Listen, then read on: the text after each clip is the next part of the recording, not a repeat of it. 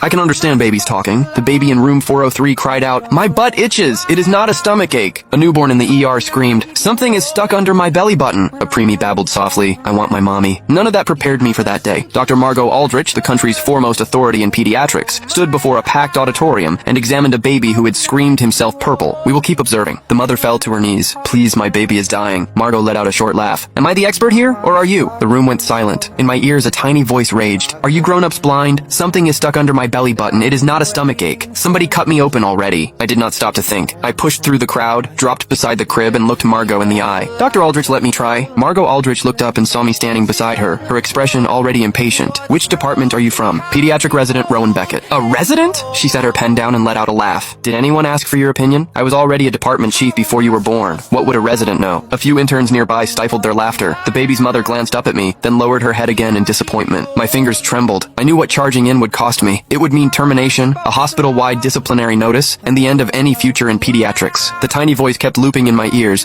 growing more desperate by the second. "Ow, ow, ow, it hurts so bad. Where is this old hag even poking? She is way off. Under the belly button, under it. I'm gonna die and you people are still just watching?" The baby's dark eyes were locked on Margot, unblinking, his little mouth wide open as he screamed himself hoarse. Margot's expression hardened when she saw I had not moved. Young people these days. Restless, reckless. Learn a little and suddenly you think you are ready for the spotlight. Do you have any idea what this occasion is? It is the National Pediatrics Conference. Everyone in this room has more experience than you could dream of, and you, a resident, think you can walk up here and take charge? She paused, then turned to Dr. Caroline Whitby, the hospital's director. "I have examined the child. There is nothing seriously wrong. We observe for now. The mother is simply too anxious." Caroline glanced at me. The look said everything it needed to, that I was out of my depth. All she said was, "Rowan, step back." The tiny voice exploded into wailing. "No more observing. Something inside me is stuck. I am gonna die. Is this old hag even a real doctor? Help! Somebody do something!" Margot stood up, smoothed the front of her white coat, and turned to her assistant. "Note it down. Transfer to a general ward for observation. If the crying continues tomorrow, run another exam." The assistant nodded and reached for the baby. The tiny voice came out cracked and hoarse, barely holding together. "I am only 3 months old. I do not want to die. This stupid hospital, this stupid old fossil." I clenched my fists until my knuckles went white. Every rational thought told me to stay out of it, but my feet would not move. The humiliation Margot had dealt me in front of the entire room was still fresh,